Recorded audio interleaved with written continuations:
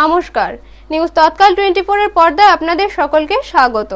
আপনাদের সাথে আমি ত্রিশাগ্নি। দেখে নিন এখনকার সংবাদ শিরোনাম। কেন্দ্রীয় স্বরাষ্ট্রমন্ত্রী অমিত শাহের আগমন ঘিরে জোর প্রস্তুতি, রাজনৈতিক মহলে জল্পনা তুঙ্গে। জন্মদিনে মানবিক উদ্যোগ, বৃদ্ধাশ্রমের সানাই বৈদ্যের সামাজিক কার্যক্রম। ছাগল চুরি করে পালাতে গিয়ে ধরা, তারা খেয়ে টিএসআর ক্যাম্পে ঢুকলো অভিযুক্তরা।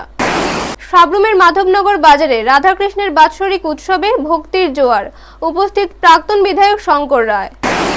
একসঙ্গে দুই সাফল্য, সরকারের প্রতি কৃতজ্ঞ ত্রিপুরা বার অ্যাসোসিয়েশন। বাল্যবিবাহ মুক্ত ভারত গড়তে বিশেষ সচেতনতা অভিযান শুরু করল ত্রিপুরা শিশু অধিকার সুরক্ষা কমিশন।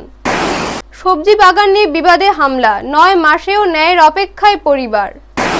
স্বচ্ছতা ও সঠিক উপভোক্তা নিশ্চিত করতে সাবরুমে ভাতা প্রাপকদের নিয়ে গুরুত্বপূর্ণ সেমিনার। 3 গেট ভেঙে বরপাথরি বিদ্যালয়ে দুঃসাহসিক চুরি, তছনছ 7টি ঘর। দেখে নিন এখন সংবাদ বিস্তারিতভাবে। শুরু হয়েছে ব্যস্ততার ছাপ, বাড়ছে প্রশাসনিক তৎপরতা। রাজধানী আগরতলা জুড়ে সাজসজ্জার নিরাপত্তা ব্যবস্থায় দেখা যাচ্ছে বিশেষ নজরদারি। কারণ আগামী 20 ফেব্রুয়ারি শুক্রবার রাজ্যে আসছেন কেন্দ্রীয় স্বরাষ্ট্রমন্ত্রী অমিত শাহ। জানা গেছে তার এই সফরকে ঘিরে আগরতলা বিমানবন্দর থেকে শুরু করে ভিভিআইপি সড়ক পর্যন্ত বিভিন্ন স্থানে চলছে সাজসজ্জা ও প্রস্তুতির কাজ। মূলত একটি সরকারি অনুষ্ঠানে যোগ দিতেই তার এই রাজ্য সফর। তবে একদিনের এই কর্মসূচিতে শুধুমাত্র সরকারি অনুষ্ঠানে সীমাবদ্ধ থাকবেন না তিনি। সূত্রের খবর, আসন্ন এডিসি নির্বাচনকে সামনে রেখে বিজেপির রাজ্য নেতৃত্বের সঙ্গে গুরুত্বপূর্ণ বৈঠক করতে পারেন কেন্দ্রীয় স্বরাষ্ট্রমন্ত্রী। নির্বাচনী কৌশল নির্ধারণ এবং জোট রাজনীতির বিভিন্ন দিক নিয়ে আলোচনা হতে পারে বলে রাজনৈতিক মহলে জোর জল্পনা চলছে। বিশেষ করে বিজেপি জোটে শরিক দল তীব্রমাথার সঙ্গে চলমান রাজনৈতিক মত পার্থক্য নিয়েও আলোচনা হতে পারে বলে মনে করা হচ্ছে। কেন্দ্রীয় স্বরাষ্ট্রমন্ত্রীর এই সফরকে কেন্দ্র করে রাজ্য প্রশাসনের পক্ষ থেকে নিরাপত্তা ও সামগ্রিক ব্যবস্থাপনায় নেওয়া হয়েছে কড়া প্রস্তুতি। সব মিলিয়ে তার আগমন ঘিরে রাজনৈতিক ও প্রশাসনিক মহলে তৈরি হয়েছে বাড়তি উৎসাহ ও তৎপরতা। ব্যুরো রিপোর্ট, নিউজ তৎকাল 24। জন্মদিন মানে সাধারণত আনন্দ, উৎসব, শুভেচ্ছা আর আড়ম্বর। তবে সেই প্রচলিত ধারার বাইরে গিয়ে নিজের জন্মদিনকে মানবিকতার আলোয় আলোকিত করলেন রাষ্ট্রবাদী ছাত্র সংগঠনের প্রাক্তন নেতা সানাই বৈদ্য। ব্যক্তিগত আনন্দকে সমাজের সঙ্গে ভাগ করে নেওয়ার বার্তা দিতেই তিনি বেছে নিলেন এক অনন্য উদ্যোগ। দক্ষিণ ত্রিপুরা জেলার জোলাইবাড়ি বিধানসভার পশ্চিম জোলাইবাড়ি এলাকার বাসিন্দা সানাই বৈদ্য প্রতি বছরের ন্যায় এবছরও সামাজিক কার্যক্রমের মধ্য দিয়ে তার জন্মদিন উদযাপন করেন। এদিন তিনি উদয়পুর মহকুমার অন্তর্গত গোকুলপুরস্থিত অমৃতালয় বৃদ্ধাশ্রমে গিয়ে সেখানে বসবাসরত বৃদ্ধা মায়েদের সঙ্গে সময় কাটান। তাদের হাতে মিষ্টি ও সামান্য কিছু উপহার তুলে দেন এবং খোঁজ খবর নেন। বৃদ্ধাশ্রমে উপস্থিত আবাসিকদের মুখে এদিন ফুটে ওঠে হাসি ও আনন্দের ছাপ। জন্মদিনের এই ব্যতিক্রমী উদযাপন তাদের মনেও এনে দেয় এক বিশেষ অনুভূতি। কিছু সময় গল্প, আড্ডা ও শুভেচ্ছা বিনিময়ের মধ্য দিয়ে দিনটি আরো স্মরণীয় হয়ে ওঠে। সাংবাদিকদের মুখোমুখি হয়ে সানাই বৈদ্য বলেন, জন্মদিনের সামাজিক কার্যক্রমের মাধ্যমে আনন্দ ভাগাভাগি করে একটি মহৎ উদ্যোগ। এতিমখানা, বৃদ্ধাশ্রম বা সুবিধা বঞ্চিত মানুষদের মাঝে খাবার, বস্ত্র কিংবা শিক্ষা উপকরণ বিতরণ এবং তাদের সঙ্গে কিছু সময় কাটানো সমাজের প্রতি দায়বদ্ধতা ও মানবিকতার পরিচয় বহন করে। তিনি আরো বলেন, সমাজের প্রতিটি মানুষের উচিত নিজের বিশেষ দিনগুলোকে এমন মানবিক উদ্যোগের সঙ্গে যুক্ত করা। সানাই বৈদ্যের এই উদ্যোগ এলাকায় প্রশংসিত হয়েছে। অনেকেই মনে করছেন এই ধরনের উদ্যোগ সমাজে ইতিবাচক বার্তা পৌঁছে দেয় এবং নতুন প্রজন্মকে সামাজিক দায়বদ্ধতার পথে উদ্বুদ্ধ করে। ব্যুরো রিপোর্ট, নিউজ তৎকাল 24। নমস্কার, আজকে আমার এই জন্মদিন উপলক্ষে আমি গোকুলপুর স্থিত যে সাধনা দয়াময় সেবা আশ্রমে উপস্থিত হয়েছিলাম। অমৃতালয়, এখানে যে আমাদের বৃদ্ধাশ্রম আছে, আর আমার জন্মদিনের যে কেকটি সেলিব্রেশন করি এবং তার পাশাপাশি ওখানে মাসিদেরকে আমি সামান্য উপহার তুলে দিই। আমরা সবসময় জন্মদিন উপলক্ষে সামাজিক কাজে নিয়োজিত থাকি এবং আশা রাখবো এই সমস্ত কাজগুলি সকলে করা উচিত এবং সবাই যাতে এই আশ্রমে একবার হলো ভিজিট করে যায় এবং যে মাসিদের সহযোগিতা হাত বাড়িয়ে যায় লক্ষ্য রাখবো। আমরা সবাই জন্মদিন উপলক্ষে সবাইকে একসাথে মিলে আমরা সেলিব্রেশন করবো, সে আশা রাখবো। এই আশা রেখে আমি আজকে জন্মদিনের সেলিব্রেশন করলাম। আপনাদের আশীর্বাদ থাকলে আগামী দিনে আরো সামাজিক কাজে আমি নিয়োজিত করতে চেষ্টা করবো। আপনার নামটা? আমার নাম সানাই বৈদ্য, আমার বাড়ি জোলাইবাড়ি। ভোরের শান্ত পরিবেশ হঠাৎই ভাঙল চাঞ্চল্যকর এক ঘটনার জেরে। সাধারণ দিনের মতোই চলছিল এলাকার কার্যক্রম, কিন্তু মুহূর্তের মধ্যেই উত্তেজনা ছড়িয়ে পড়ে গোটা এলাকায়। অভিযোগ, ছাগল চুরি করে পালানোর সময় এলাকাবাসীর তাড়া খেয়ে দুই অভিযুক্ত একটি অটো গাড়ি সহ গোকুলনগর টিএসআর প্রথম বাহিনীর হেডকোয়ার্টারের ভেতরে আশ্রয় নেয়। স্থানীয়দের দাবি, দীর্ঘদিন ধরে এলাকায় চুরির ঘটনা বাড়ছিল, আর এদিন হাতে নাতে ধরা পড়তে উত্তেজিত হয়ে ওঠেন বাসিন্দারা। খবর পেয়ে নিরাপত্তা বাহিনীর জওয়ানরা পরিস্থিতি নিয়ন্ত্রণে আনেন। অভিযুক্তদের হেফাজতে নেওয়া হয়েছে বলে জানা গেছে। ঘটনার জেরে এলাকায় কিছু সময়ের জন্য উত্তেজনা তৈরি হলেও বর্তমানে পরিস্থিতি নিয়ন্ত্রণে রয়েছে। এই ঘটনাকে কেন্দ্র করে স্থানীয়দের মধ্যে ক্ষোভের সৃষ্টি হয়েছে। তারা দোষীদের বিরুদ্ধে কঠোর আইনানুগ ব্যবস্থা নেওয়ার দাবি জানিয়েছেন। তদন্তের মাধ্যমে পুরো ঘটনার সত্যতা যাচাই করে প্রয়োজনীয় পদক্ষেপ নেওয়া হবে বলে সংশ্লিষ্ট সূত্রে জানা গেছে। ব্যুরো রিপোর্ট, নিউজ তৎকাল 24। একটা গাড়ি কি আর 01L 3578 নাম্বার উঠু ছাগল নিয়ে চুরি করিয়া কারোর বাড়িতে কেলিয়া বাইকে যেতে পারতো। কোনো সময় পথচারীরা দেখা এটা ধাওয়া করতে করতে লাস্টে কিন্তু গোকুলনগর টিএসআরের সামনে এসেরা সে গাড়িটারে রাস্তার কিনারে ফালাইয়া সুর দুজন ভিতরে ঢুকে আছে টিএসআরের ভিতরে। পুলিশ এখন আইছে, পুলিশ তাদের তদন্ত করতেছে, তাদের থেকে জবানবন্দি নিতেছে। তাদের নাম ঠিকানা এখনো জানা যায়। বাড়ি কোন জায়গা? তারা বাড়িছে গাড়িটার না পারমিট হয়েছে মোহনপুরে। এরা কোন জায়গায় দাওয়া করছে প্যাসেঞ্জার লোক? তারা শেখেরপুর থেকে দাওয়া করছে। শেখেরপুরের থেকে আরো 2-3 ছিল। তারা দৌড়াইতে আসছে এখানে। এখন গোকুলনগর টিএসআর ক্যাম্পের ভিতরে এসে আত্মগোপন করার লেগে এখানে ভিতরে একটা বিশালগড় টিএসআর ইনফরমেশন গেছে ফার্স্ট টিএসআর ডিভিশন হেডকোয়ার্টারে ভিতরে চোর আটকা রেখেছে। তারপর আমরা খবর পাওয়ার পর আসলাম। আসার পরে দেখি তারা পাবলিকও আছে এবং সাগর চুরি করছে না, কিন্তু আসল যে চোর নাই গেছে। এরা চোরের সাথে মানে ছিল আর কিছু না বাড়ি সিজাই মোহনপুর, একজন ফটোনগর একজন। নাম কি? নাম সঞ্জীব সাহা একজন, আরেকজন হলো আপনার সঞ্জীব সাহা একজন, সুবীর দেবনাথ এখানকার সুবীর সিনহা একজন, সঞ্জীব সাহা একজন। তারা গাড়ি অর্ডার করছে নাকি? হ্যাঁ, গাড়ি অর্ডার করেছে। গাড়ি আসলে এখন গাড়ি আমরা থানাতে নিয়ে যাবো। ধূপধুনোর সুগন্ধ আর কীর্তনের মধুর ধ্বনিতে মুখর হয়ে উঠেছিল সাব্রুম মহকুমার মাধবনগর বাজার। ভক্তি আর উৎসবের আবহে শ্রী শ্রী রাধাকৃষ্ণের বাৎসরিক উৎসবের দ্বিতীয় দিনটি পালিত হয় অত্যন্ত আনন্দঘন পরিবেশে। এই বিশেষ দিনে উপস্থিত ছিলেন সাব্রুমের প্রাক্তন বিধায়ক শঙ্কর রায়। তিনি সাধারণ মানুষের সঙ্গে কাঁধে কাঁধ মিলিয়ে হরে কৃষ্ণ নাম সংকীর্তনের তালে তালে নৃত্য ও হাততালিতে অংশ নেন। তার এই স্বতঃস্ফূর্ত উপস্থিতি ও অংশগ্রহণ উৎসবের আনন্দকে আরো উজ্জ্বল করে তোলে। ভক্তদের উপস্থিতি ছিল চোখে পড়ার মতো। শিশু থেকে প্রবীণ সবাই ভক্তি ও আনন্দের মেতে ওঠেন। হরে কৃষ্ণের গানের তালে সাধারণ মানুষের স্বতঃস্ফূর্ত নৃত্য বাজার এলাকাকে এক অনন্য ভক্তিময় আবহে রাঙিয়ে তোলে। মন্দির প্রাঙ্গণ ও বাজার চত্বর রঙিন আলো ও ফুল দিয়ে সজ্জিত করা হয়। সন্ধ্যা থেকে গভীর রাত পর্যন্ত চলে নাম সংকীর্তন, প্রসাদ বিতরণ এবং ভক্তদের মিলন মেলা। স্থানীয়দের মতে এ ধরনের ধর্মীয় ও সাংস্কৃতিক আয়োজন সমাজে সম্প্রীতি, ঐক্য, ভ্রাতৃত্ববোধ জোরদার করতে গুরুত্বপূর্ণ ভূমিকা পালন করে। ব্যুরো রিপোর্ট, নিউজ তৎকাল 24। আইনের অঙ্গনে ন্যায়ের প্রত্যাশায় শেষ কথা, আর সেই প্রত্যাশার প্রতিফলনে স্বস্তির বার্তা দিল ত্রিপুরা বার অ্যাসোসিয়েশন। একসঙ্গে দুটি গুরুত্বপূর্ণ সাফল্যের কথা জানিয়ে রাজ্য সরকারের প্রতি কৃতজ্ঞতা প্রকাশ করলেন সংগঠনের নেতৃবৃন্দ। পশ্চিম জেলা ভোক্তা আদালতের সভাপতি গৌতম সরকারের অপসারণ ইস্যুতে আনুষ্ঠানিকভাবে নিজেদের অবস্থান স্পষ্ট করে ত্রিপুরা বার অ্যাসোসিয়েশন। সংগঠনের পক্ষ থেকে জানানো হয়, দীর্ঘদিনের দাবি ও আইনজীবীদের উদ্বেগের প্রেক্ষিতে সরকারের পদক্ষেপকে তারা ইতিবাচক হিসেবে দেখছেন। এদিন এক সাংবাদিক সম্মেলনে বক্তব্য রাখেন অ্যাসোসিয়েশনের সভাপতি মৃণাল কান্তি বিশ্বাস ও সম্পাদক কৌশিক ইন্দু। তাদের সঙ্গে উপস্থিত ছিলেন আইনজীবী তপন সাহা, সহ সম্পাদক উৎপল দাস এবং আইনজীবী অর্ঘ্য কুসুম পাল। নেতৃবৃন্দ জানান, ভোক্তা আদালতের কার্যক্রম সুষ্ঠু ও স্বচ্ছ রাখতে যে উদ্যোগ নেওয়া হয়েছে তা বিচার ব্যবস্থার প্রতি সাধারণ মানুষের আস্থা আরো সুদৃঢ় করবে। অ্যাসোসিয়েশনের পক্ষ থেকে আরো বলা হয়, আইনজীবীদের ঐক্যবদ্ধ অবস্থান এবং সরকারের গঠনমূলক মনোভাবের ফলেই এই সাফল্য সম্ভব হয়েছে। ভবিষ্যতের ন্যায় বিচার প্রতিষ্ঠায় তারা একইভাবে সোচ্চার থাকবেন বলেও জানান সংগঠনের প্রতিনিধিরা। ব্যুরো রিপোর্ট, নিউজ তৎকাল 24।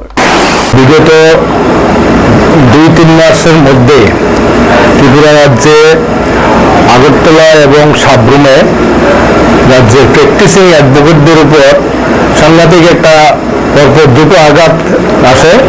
তার মধ্যে অন্যতম একটা আঘাত ছিল, সেটা সমস্ত মিডিয়ায় রাজ্যের জনগণ জানতে পেরেছে। ওখানে একজন অ্যাডভোকেট একজন আইএএস অফিসারের দ্বারা ভীষণভাবে লাঞ্ছিত হয়েছিল। সেই ক্ষেত্রে আমরা ত্রিপুরা বার অ্যাসোসিয়েশন আমাদের সাধ্যমতো আমরা সক্রিয় ভূমিকা নিয়েছিলাম। সেখানেও আমরা রাজ্য সরকারের কাছ থেকে এবং আপনারা যারা মিডিয়াতে আছেন, ইলেকট্রনিক মিডিয়া, প্রেস মিডিয়া এবং রাজ্যের প্রশাসনিক প্রধান চিফ সেক্রেটারির কাছ থেকে আমরা সঠিক সময়ে সঠিক সিদ্ধান্ত পেয়েছি। আমি বলবো এটা ত্রিপুরা বার অ্যাসোসিয়েশনের একটা বড় প্রাপ্তি যে সসম্মানে আমরা প্র্যাকটিস করার ক্ষেত্রে রাজ্য সরকার আমাদেরকে যথেষ্ট সহায়তা করেছে। শিশুর হাসিই হোক দেশের ভবিষ্যৎ, এই বার্তা সামনে রেখে শুরু হলো বাল্যবিবাহ বিরোধী বিশেষ সচেতনতামূলক প্রচার অভিযান। বাল্যবিবাহ মুক্ত ভারত গড়ার লক্ষ্যকে সামনে রেখে রাজ্য জুড়ে এই কর্মসূচি হাতে নিয়েছে ত্রিপুরা শিশু অধিকার সুরক্ষা কমিশন। আগরতলার মেলার মাঠে মহিলা কমিশনের কার্যালয়ের সামনে আনুষ্ঠানিকভাবে কর্মসূচির সূচনা করা হয়। রাজ্য শিশু অধিকার সুরক্ষা কমিশনের চেয়ারম্যান জয়ন্তী দেববর্মা পতাকা নাড়িয়ে এই বিশেষ প্রচার অভিযানের উদ্বোধন করেন। অনুষ্ঠানে উপস্থিত অতিথিরা বলেন, বাল্যবিবাহ একটি সামাজিক ব্যাধি যা শিশুদের শারীরিক, মানসিক ও শিক্ষাগত বিকাশে বাধা সৃষ্টি করে। তাই এই প্রথা রোধে সমাজের সব স্তরের মানুষের এগিয়ে আসা জরুরি। সচেতনতা বৃদ্ধি, আইন প্রয়োগ এবং পরিবারগুলোর মানসিকতা পরিবর্তনের মাধ্যমে বাল্যবিবাহ রোধ সম্ভব বলে মত প্রকাশ করা হয়। কমিশনের পক্ষ থেকে জানানো হয়েছে, রাজ্যের বিভিন্ন এলাকায় ধারাবাহিকভাবে প্রচার অভিযান, আলোচনা সভা ও সচেতনতামূলক কর্মসূচি সংগঠিত করা হবে, যাতে শিশুদের অধিকার সুরক্ষিত থাকে এবং একটি সুস্থ নিরাপদ সমাজ গড়ে তোলা যায়। ব্যুরো রিপোর্ট, নিউজ তৎকাল 24। আজ থেকে বাল্যবিবাহ মুক্ত করার জন্য প্রচার অভিযান করা হয়েছে এবং আজকের এই অনুষ্ঠানে আমাদের মাঝে সারা ভারতবর্ষব্যাপী 27শে নভেম্বর থেকে আমাদের আগামী 8ই মার্চ আন্তর্জাতিক নারী দিবস 2026 পর্যন্ত সারা ভারতব্যাপী, সেই সঙ্গে আমাদের ত্রিপুরা রাজ্যে বাল্যবিবাহ মুক্ত করার জন্য প্রচার অভিযান চলছে। সেই উপলক্ষে আজকে আমাদের কমিশনের তরফ থেকে এই প্রচার অভিযানের জন্য আমাদের এই ওয়েস্ট ডিস্ট্রিক্টের বিভিন্ন জেলাতে, বিভিন্ন ব্লকে, গ্রাম পঞ্চায়েত লেভেলে, বিভিন্ন হাট বাজারে এই প্রচার অভিযানের জন্য বাল্যবিবাহকে মুক্ত করার জন্য প্রচারের জন্য গাড়ির মাধ্যমে আজকে থেকে শুরু হচ্ছে এবং আগামী 23শে মার্চ থেকে এবং 23শে ফেব্রুয়ারি থেকে বিভিন্ন জায়গাতে পথনাটক প্রতিষ্ঠিত হবে। শিশুদের অধিকার এবং বাল্যবিবাহ বিষয়ে বিভিন্ন পথনাটিকা প্রতিষ্ঠিত হবে, সেটা বিভিন্ন টি গার্ডেন, ইট পাটাগুলোতে, বিশেষ করে যেখানে জনসমাগম হবে সেখানেই বিভিন্ন পথনাটিকার মাধ্যমে প্রতিষ্ঠিত হবে বাল্যবিবাহ প্রতি কিভাবে মুক্ত করা যায় আমাদের ত্রিপুরা রাজ্য থেকে। একটি সবজি বাগান ঘিরে নেমে আসে সহিংসতা। প্রতিবেশী গৃহপালিত পশু বাগান নষ্ট করায় প্রতিবাদ জানাতে গিয়ে হামলার শিকার হন এক পরিবার। 9 মাস পেরিয়েও ন্যায় বিচার না মেলায় চরম হতাশায় দিন কাটছে তাদের। ঘটনাটি উত্তর ত্রিপুরা জেলার চুরাইবাড়ি থানাধীন ফুলবাড়ি গ্রাম পঞ্চায়েতের 4 নম্বর ওয়ার্ডে। অভিযোগ, 2025 সালের 19 মে আশুক আহমেদের বাগানে পশু ঢুকে ফসল নষ্ট করলে প্রতিবাদ করেন তিনি। এরপর প্রতিবেশী রিয়াজ উদ্দিনের নেতৃত্বে একদল লোক হামলা চালায়। মারধরে গুরুতর আহত হন আশুক আহমেদ সহ পরিবারের সদস্যরা। প্রথমে কদমতলা ও পরে ধর্মনগর জেলা হাসপাতালে চিকিৎসার পর আশঙ্কাজনক অবস্থায় তাকে শিলচর পাঠানো হয়। বর্তমানে তিনি মানসিক ভারসাম্যহীন বলে জানিয়েছেন তার স্ত্রী স্বপ্না খাতুন। দীর্ঘ চিকিৎসায় পরিবার আর্থিক সংকটে পড়েছে। ঘটনার পর মামলা দায়ের হলেও তদন্তে দৃশ্যমান অগ্রগতি নেই বলে অভিযোগ। শেষ ভরসা হিসেবে মুখ্যমন্ত্রী ডক্টর মানিক সাহার হস্তক্ষেপ কামনা করেছে পরিবার। ব্যুরো রিপোর্ট, নিউজ তৎকাল 24। প্রথমে রিয়াজউদ্দিনের লগে ঝগড়া হয়েছে, গরু তার সব আমার সবজি বাগান খাওয়াইছে, লাত মারি ফেলাইছে। ফালাইয়ালে তারা সব ইন্তাজ আলী, আব্দুল আলিম, রায়না, শামিমা তারা আইয়া আমারে বেরিলি। রিয়াজউদ্দিনে তার বাইন্তরে তার গোষ্ঠীরে আনাইছে ফোন করিয়া 30 মিনিট পরে বাড়িত আনাইয়ালে হে দা লাঠি লেগে আই তারা ঘরের ভিতরে ঢুকে গেছে। ঢুকি আমার স্বামীরে নিয়া গরম মারিয়া আমার মাইয়াইন তোরে মারিয়া তারা শাসির মধ্যে ফেলাইছে বাদে আমি চাইছি ঘরের ভিতরে রাখিলতাম আমার লাত্তি মারি ফেলাইয়া তারা অজ্ঞান বানাইছে আর আমার বড় মাইয়ারে মারছ হইন ছোট মাইয়ারে মারছ হইন মেজে মাইয়ারে মারিয়া বাদে সাফল ঢুকাইছে আর পার ও আমি তো করে নাম টানে নিছেন সিপিএম আর কি তাই নিশ্চয় নিয়ালে তারা গেলে কইছে তারা চিকিৎসা করো তো তোর চিকিৎসা যেলা কইছে ওলা করতো তো এখন তারা করে না আজ 9 মাস থাকি আমি রুগী লইয়া খাই কিলা বাসি কিলা আজ আমার আরো মামলা একটা আমি চালাই কিলা এর বাদে আমি খিতা করি আমার ঋণ বা 1 লক্ষ বা 1 লক্ষ 6 লক্ষ টাকা আমার বিল হয়ে গেছে গিয়া এখন তো আর জেলা আছে ওলা পরদিন লইয়া গেছে ইয়া ও খালি চিকিৎসাও করতাম ব্রেইন এফেক্ট ধরি লিছে তো আমি খাই কিলা বাসি কিলা আর টানে চালাই কিলা আর আমি বাচ্চাইন চালাই কিলা বাচ্চাইন তোর পড়াশোনা পড়াই কিলা খতম করছি সরাই বাড়ি টানাত তো এসপি স্যারের কাছে দিয়ালে ও এসপি স্যারে কইছেন যে তারারে আসামি ধরো ও বাদে টাইন হিরিয়া ও হামিদে লইয়া গিয়া স্যার একলরে কইছে হিরিয়া তারা ওষুধ করবো তা করবো রুকিয়ে ডান খাতে এই করে সেই করে ও বৈদ্য গিয়াও কইছে এরপরে গিয়া হিরিয়া আমি এসপি স্যারের কাছে অভিযোগ সরকারি সুবিধা যাতে পৌঁছায় প্রকৃত উপভোক্তাদের হাতেই এই লক্ষ্যকে সামনে রেখে বুধবার সাবরুম পুরাতন টাউন হলে এক গুরুত্বপূর্ণ সেমিনারের আয়োজন করা হয়। সাবরুম নগর পঞ্চায়েতের উদ্যোগে কেন্দ্রীয় সরকারের বিভিন্ন ভাতা প্রাপকদের নিয়ে এই সচেতনতামূলক কর্মসূচি অনুষ্ঠিত হয়। সেমিনারের মূল উদ্দেশ্য ছিল ভাতা প্রাপকদের কাগজপত্র সঠিক আছে কিনা তা যাচাই করা এবং কোনো মৃত ব্যক্তির নামে ভাতা উত্তোলন হচ্ছে কিনা তা খতিয়ে দেখা। প্রশাসনের পক্ষ থেকে জানানো হয়, স্বচ্ছতা বজায় রাখা ও নির্ধারিত সময়ে প্রকৃত উপভোক্তাদের ব্যাংক অ্যাকাউন্টে ভাতা পৌঁছে দেওয়াই এই উদ্যোগের প্রধান লক্ষ্য। আমাদের প্রতিনিধির সঙ্গে কথা বলতে গিয়ে বয়স্ক ভাতা প্রাপক খোকন দাস বলেন, আমরা খুবই খুশি 2000 টাকা ভাতা পেয়ে। প্রতি মাসের 5 তারিখের মধ্যেই এই ভাতা আমাদের ব্যাংক অ্যাকাউন্টে জমা হয়, এতে আমাদের অনেক সুবিধা হয়। সেমিনারে উপস্থিত অন্যান্য ভাতা প্রাপকরাও প্রশাসনের এই উদ্যোগকে স্বাগত জানান। তাদের মতে নিয়মিত যাচাই প্রক্রিয়া চালু থাকলে অনিয়ম রোধ হবে এবং প্রকৃত উপভোক্তাদের অধিকার সুরক্ষিত থাকবে। ব্যুরো রিপোর্ট, নিউজ তৎকাল 24। আপনার নাম? বাড়ি কোন জায়গাতে আপনার? ভাতা পাননি প্রত্যেক মাসে? কত টাকা করে? আগে কত পাইতেন? এখন 2000 পাঞ্জে কেমন লাগতেছে আপনার কাছে? নিরাপদ শিক্ষাঙ্গনে নেমে এলো দুঃসাহসিক চুরির ছায়া। গতকাল গভীর রাতে বিলুনিয়া থানাধীন বরপাথুরি দ্বাদশ শ্রেণী বিদ্যালয়ে সংঘটিত হয় এক চাঞ্চল্যকর চুরির ঘটনা, যা ঘিরে এলাকা জুড়ে উদ্বেগ ছড়িয়েছে। জানা গেছে, চোরের দল বিদ্যালয়ের 3টি গেট ভেঙে ভেতরে প্রবেশ করে। এরপর অন্তত 60টি ঘরের তালা ভেঙে তছনছ চালায়। প্রায় 17টি কাঠ ও স্টিলের আলমারি ভেঙে গুরুত্বপূর্ণ কাগজপত্র ও অন্যান্য সামগ্রী এলোমেলো করে দেয় দুষ্কৃতীরা। যদিও প্রাথমিকভাবে বড় অঙ্কের নগদ অর্থ খোয়া যাওয়ার খবর মেলেনি, তবে ল্যাপটপ ও কম্পিউটার সহ কিছু সরঞ্জাম বিদ্যালয়ে ছিল বলে জানা গেছে। সকালে প্রায় 10টা নাগাদ শিক্ষক শিক্ষিকা, কর্মী ও ছাত্রছাত্রীরা বিদ্যালয়ে এসে চুরির ঘটনাটি দেখতে পান। খবর ছড়িয়ে পড়তেই এলাকাবাসী, স্থানীয় প্রধান এবং জনপ্রতিনিধিরা বিদ্যালয়ে ছুটে আসেন। পরে বিলুনিয়া থানায় খবর দেওয়া হলে পুলিশ ও ফরেনসিক দল ঘটনাস্থলে পৌঁছে তদন্ত শুরু করে। বিদ্যালয়ের ভারপ্রাপ্ত প্রধান শিক্ষক বিশ্বজিৎ মজুমদার জানান, বিকেল 4:30টার দিকে বিদ্যালয় বন্ধ করে যাওয়ার পর রাতে এই ঘটনা ঘটে। বিদ্যালয় ধরনের ঘটনাই প্রথম বলেও তিনি উল্লেখ করেন। কি কি সামগ্রী খোয়া গেছে তা তদন্তের পর স্পষ্ট হবে বলে জানান তিনি। পাশাপাশি সুষ্ঠু তদন্ত ও দোষীদের দ্রুত গ্রেপ্তার করে দৃষ্টান্তমূলক শাস্তির দাবি জানান।